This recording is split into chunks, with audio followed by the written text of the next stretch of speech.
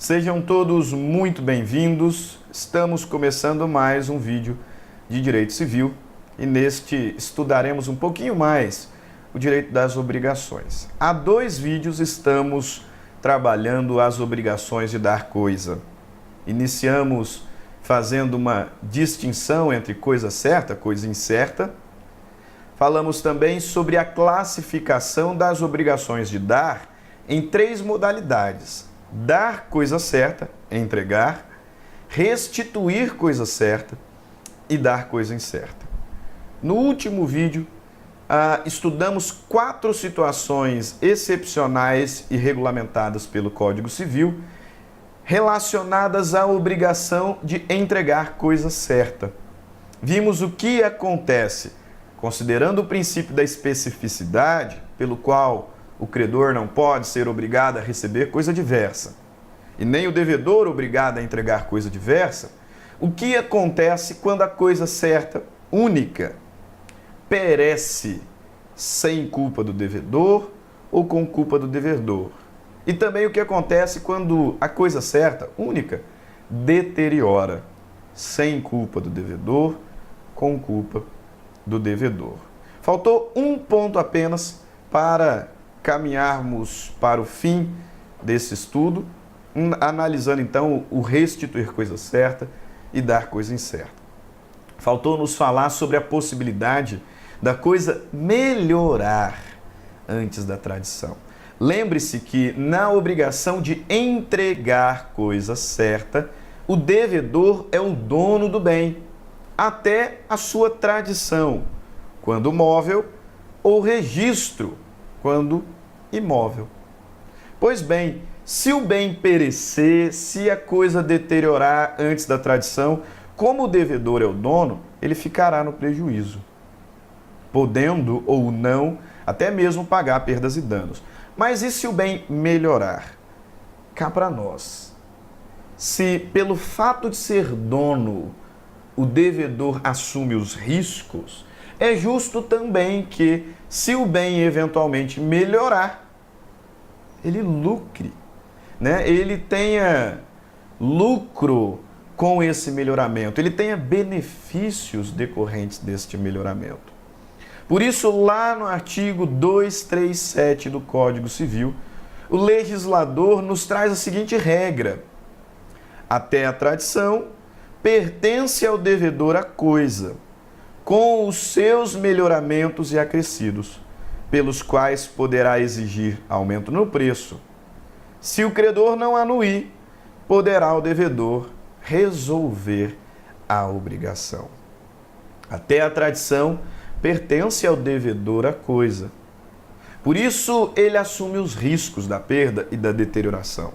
Mas também pertence ao devedor a coisa caso ela melhore. Evidentemente que essa melhora não pode decorrer de ato voluntário do devedor, né? Porque senão isso poderia configurar alguma má-fé em relação ao contrato, já que a coisa é objeto de um contrato já celebrado, né? Mas e se eventualmente o bem melhorar por vontade alheia ao do devedor, ele se beneficiará deste melhoramento, afinal ele é dono.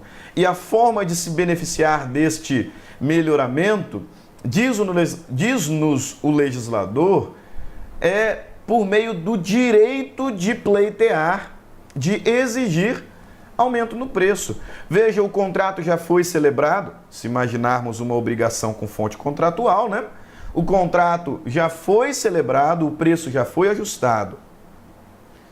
Sabendo do princípio da obrigatoriedade, né, princípio da pacta sunt servanda, força obrigatória do contrato, a avença não pode ser modificada unilateralmente. Mas, se a coisa melhorar por vontade alheia à do alienante, sendo ele ainda dono, é direito dele exigir aumento no preço. Óbvio que o credor não é obrigado a aceitar este aumento. Se o credor não aceitar, parte final do artigo 237, então o devedor, dono do bem, poderá resolver a obrigação. ok? Recentemente caiu uma questão no exame da OAB que trabalhava exatamente este tema da transmissão da propriedade e de que na obrigação de dar coisa certa, modalidade a entregar, o devedor é o dono do bem até a sua tradição, né? Não me lembro agora com riqueza de detalhes, mas tinha ali uma vaquinha que ficou prenha, né, e pariu, né? Teve um bezerrinho. E a questão queria saber quem era o dono do bezerro.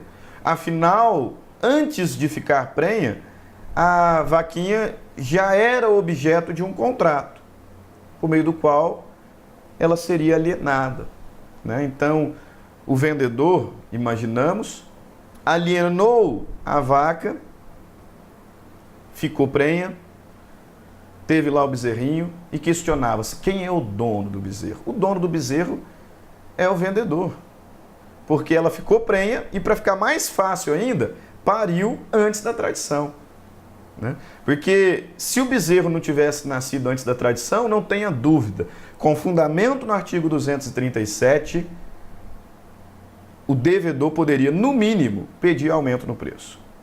No mínimo, pedir aumento no preço. Por quê? Pertence ao devedor a coisa com os seus melhoramentos e acrescidos, pelos quais poderá exigir aumento no preço. E o legislador fecha a obrigação de entregar coisa certa com o parágrafo único, em que ele diz o seguinte: os frutos percebidos são do devedor, cabendo ao credor os pendentes. Fim de estudo das obrigações de entregar coisa certa. Partimos agora à análise da obrigação de restituir coisa certa. Já disse, qual a grande diferença entre a obrigação de entregar coisa certa e restituir coisa certa? Na obrigação de entregar, que vai até o artigo 237, o devedor é o dono da coisa. Já na obrigação de restituir coisa certa, a partir do artigo 238, o credor é o dono. Imagine a situação que eu te emprestei o meu carro, contrato de comodato.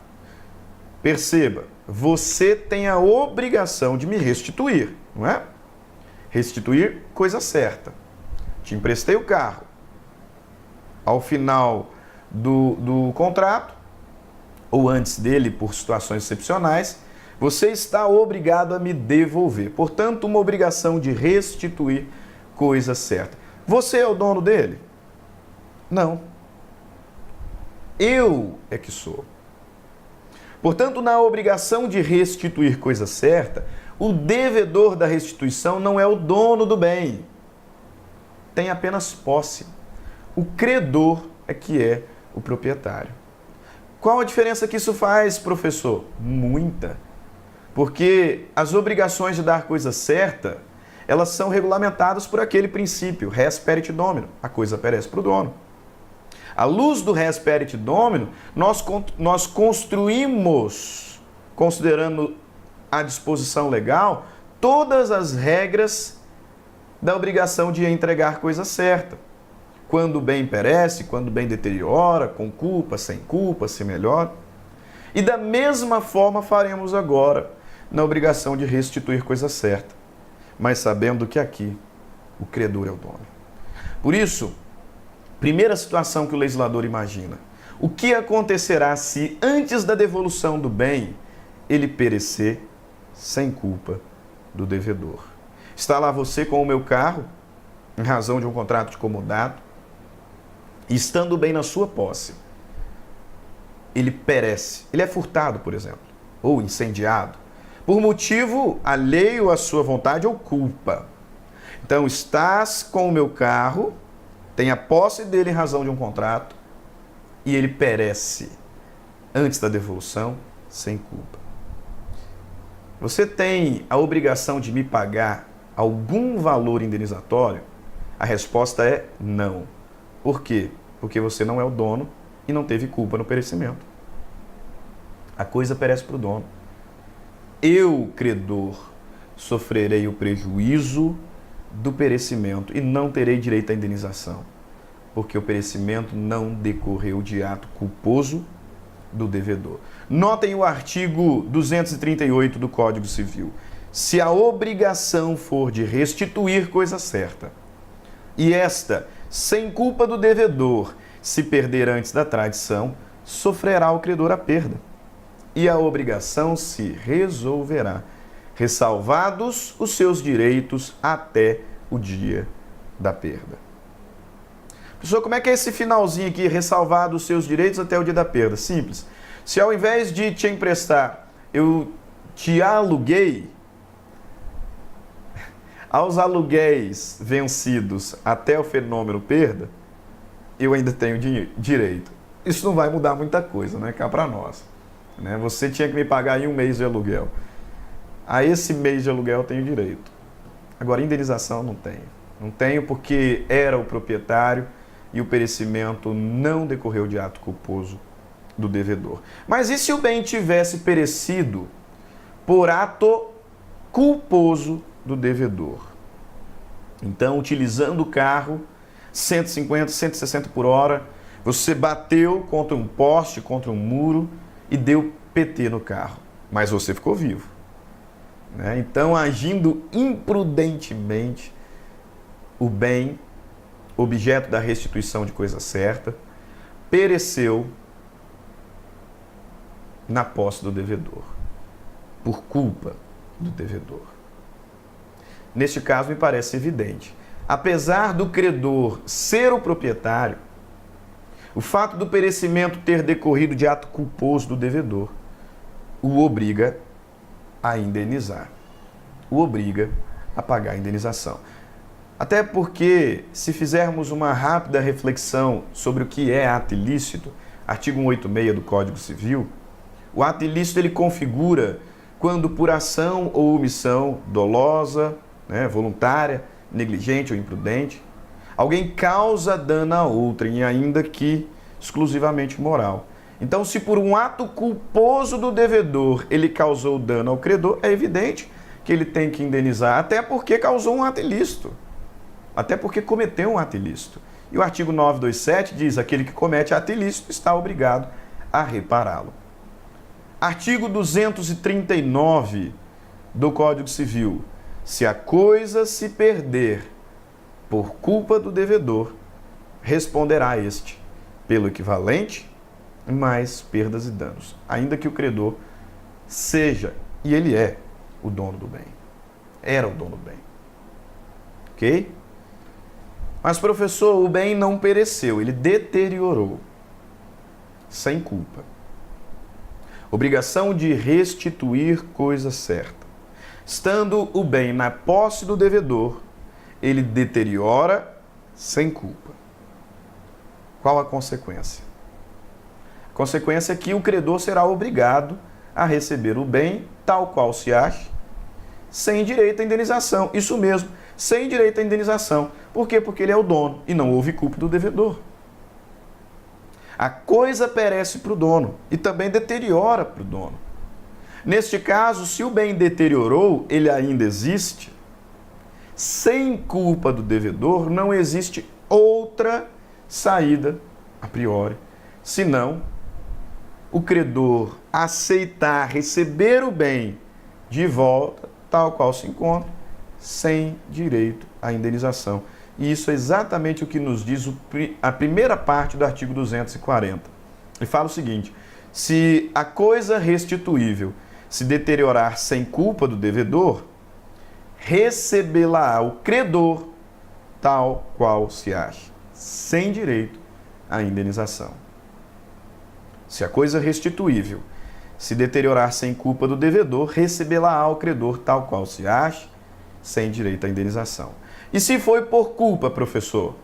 Sequência do artigo 240. Se por culpa, observar-se-á o artigo 239. Mas eu já adianto. Esse artigo 240, ele também tem uma redação bem ruim, né, e uma regra bastante questionável. Porque data máxima vênia não tem como aplicar o 239.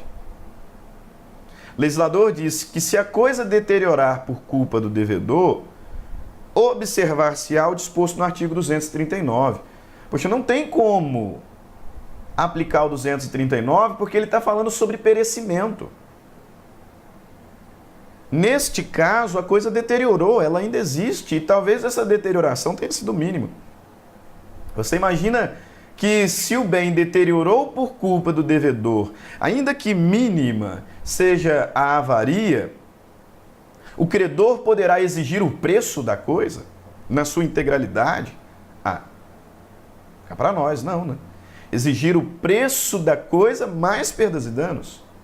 Não, bem questionável a regra. Por isso que na primeira jornada de direito civil, antes mesmo do Código Civil entrar em vigor, isso aconteceu em 2002, o Conselho de Justiça Federal publicou o enunciado 15, que traz a seguinte redação: as disposições do artigo 236 do novo Código Civil também são aplicáveis à hipótese do artigo 240, infine.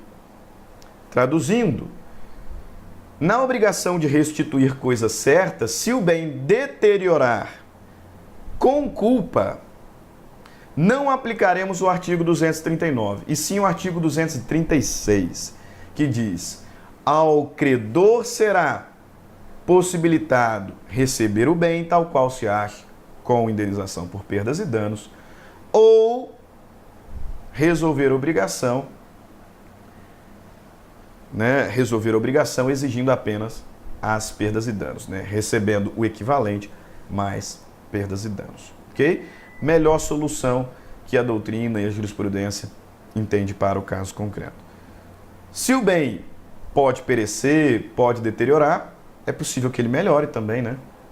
Imagine que uma casa está alugada ou está entregue a uma outra pessoa por comodato e esta casa melhora antes de ser devolvida ao seu proprietário. E aí? Professor, muito fácil. Se a coisa perece para o dono, ela melhora para o dono. Então, se o credor, na obrigação de restituir coisa certa, é o proprietário e sobre ele estão os riscos do perecimento e da deterioração, se a coisa melhorar, o credor, que é o proprietário, lucrará deste melhoramento, se beneficiará deste melhoramento. Ok, seu raciocínio está perfeito. Fico muito feliz por isso, inclusive. Mas a questão que se discute é se o credor será obrigado a pagar ao devedor alguma indenização em decorrência deste melhoramento. Inclusive, esta é a divisão que o legislador faz. Ele diz o seguinte, lá no artigo 241, se no caso do artigo 238, restituição de coisa certa, sobrevier melhoramento ou acréscimo à coisa, sem despesa ou trabalho do devedor, lucrará o credor desobrigado de indenização. Okay? Então, se o melhoramento não tiver origem dispendiosa, se o devedor não teve gasto, não teve trabalho nenhum para esse melhoramento, o credor, que é o proprietário, lucrará sem ter que pagar a indenização. E se o devedor teve gastos? Professor, aí o credor indeniza. Calma lá, não vá com muita sede ao pote. Porque este melhoramento pode ter sido uma benfeitoria necessária, útil ou voluptuária. E é isso que o legislador nos manda observar. Artigo 242, se para o melhoramento ou aumento empregou o devedor trabalho ou dispêndio, o caso se regulará pelas normas deste Código atinente às benfeitorias realizadas pelo possuidor de boa ou de má fé. Se você quer saber as regras da benfeitoria, dê uma olhada no artigo 1219, 1220. Lá que o legislador vai dizer: o possuidor de boa fé tem direito à indenização das benfeitorias necessárias e úteis, bem como quanto às voluptuárias, se não lhe forem pagos, a levantá-las, e tem direito de retenção. 1220, o possuidor de má fé tem direito às benfeitorias necessárias. Tá? Então, notem, se o melhoramento não decorreu de gastos ou trabalho do devedor, lucra o credor sem ter que indenizar, porque o credor é o dono. Se o melhoramento decorreu de gastos, se para o melhoramento o devedor empregou o trabalho ou o dispêndio, então analise qual a natureza dessa benfeitoria, necessária, útil ou voluptuária. e depois identifique o devedor era possuidor de boa ou de má fé. Assim, considerando o artigo 1219, 1220, você saberá se cabe ou não indenização em razão da benfeitoria. Parágrafo único do 242 fala sobre os frutos, também remetendo à posse. Quanto aos frutos percebidos, observar-se-á do mesmo modo o disposto neste Código acerca do possuidor de boa ou de má fé. Ok? Encerramos a obrigação de dar coisa certa. E a obrigação de dar coisa incerta? Obrigação de dar coisa incerta. Lembre-se, a coisa incerta é aquela que não está absolutamente individualizada quanto a todas as suas características. Ela não é indeterminada, ela é determinável. Na verdade, diz-nos o artigo 246, o artigo 243, que a coisa incerta será indicada ao menos pelo gênero e pela quantidade. Então, mesmo a coisa incerta tem que ser identificada ao menos pelo gênero e quantidade. Por isso ela não é indeterminada. Ela é determinável. Determinável. O que a difere da coisa certa é que a incerta não é única no mundo jurídico. Então, a priori, qualquer bem com aquelas características identificadas que forem entregue ao credor, satisfará o seu interesse, satisfará a sua pretensão. A coisa certa tem lá tantas características que a individualiza no mundo jurídico, ela é única. Por isso que, se perecer, nós temos que discutir se foi com culpa, sem culpa, se era entregar, restituir coisa certa. Se deteriorar, temos que discutir se foi por culpa, sem culpa, obrigação de entregar, restituir, porque a coisa é única e, pelo princípio da especificidade, o credor não pode ser obrigado a receber coisa diversa. A coisa incerta, ela não é única. Ela não é única. Não sendo única, qualquer coisa com aquelas características que for entregue satisfará o interesse do credor. Mas cuidado, ela não é indeterminada. Artigo 243, a coisa incerta será indicada ao menos pelo gênero e pela quantidade. Artigo 244, nas coisas determinadas pelo gênero e pela quantidade, a escolha pertence ao devedor, se o contrário não resultar do título da obrigação, mas não poderá dar coisa pior, nem será obrigado a prestar melhor. A ideia é, se a coisa é incerta, tem várias com aquelas características, em algum momento teremos a concentração. Um bem terá que ser escolhido dentre os vários. E o direito de escolha, regra geral, do devedor. Mesma regra que aplicaremos dentro em breve nas obrigações alternativas. Artigo 245. Cientificado da escolha, o credor vigorará o disposto na seção antecedente. Simples. Uma vez escolhido o bem e cientificado o credor, a coisa torna-se certa. Então, a gente vai passar a analisar as regras da obrigação de dar coisa certa. E artigo 246, talvez o mais importante. Como a coisa incerta não é única, antes da escolha não há que se falar em perecimento ou deterioração. Aqui nós não aplicaremos a premissa res perit domino, e sim genus nunquam perit. Gênero não perece. Notem o conteúdo do 246. Antes da escolha não poderá o devedor alegar perda ou deterioração, ainda que por força maior o caso fortuito. Ainda que por força maior o caso fortuito. Antes da escolha, o devedor não pode alegar perda ou deterioração. Por quê, professor? Porque tem outra coisa. Entrega outro. Simples. Não é único. Genus nunquam perit. Terminamos aqui os nossos estudos sobre as obrigações de dar coisa. 3 vídeos em que falamos sobre os princípios gerais, sobre as espécies, sobre a obrigação de dar coisa certa, restituir coisa certa e dar coisa incerta. Espero que as nossas aulas tenham sido proveitosas para os seus estudos, aprendizado, né, e que seja útil aí para o concurso que pretende fazer, né, para as provas da faculdade, principalmente para o seu conhecimento no direito civil. Se você gostou dos nossos vídeos, curta, compartilhe e se inscreva aqui no nosso canal, assim, né, nos incentivando a gravar mais e publicar mais vídeos, né, e com uma regularidade um pouco maior. Ok? Grande abraço a todos, fiquem todos com Deus. Até as próximas aulas. Tchau, tchau.